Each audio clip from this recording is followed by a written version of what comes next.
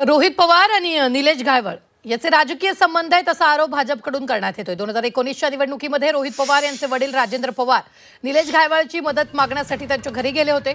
तर रोहित पवार यांच्या आई सुनंदा पवार यांनी देखील जाहीर कार्यक्रमातून निलेश घायवळची स्तुती केली होती असा आरोप भाजप जिल्हा उपाध्यक्ष सचिन पोटरे यांनी केलेला आहे।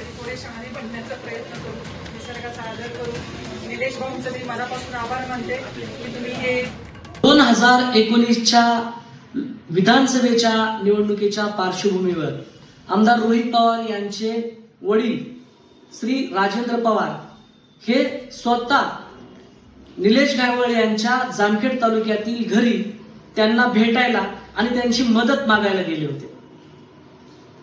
त्यानंतर महाविकास आघाडीचं सरकार आल्यानंतर सौ सुनंदाताई पवार यांच्या एका जाहीर कार्यक्रमात निलेश घायवळ यांची हजेरी लागली होती। एवढंच नव्हे तर सुनंदाताई पवार यांनी जाहीर भाषणात निलेश घायवळ यांचं कौतुकही केलं होतं।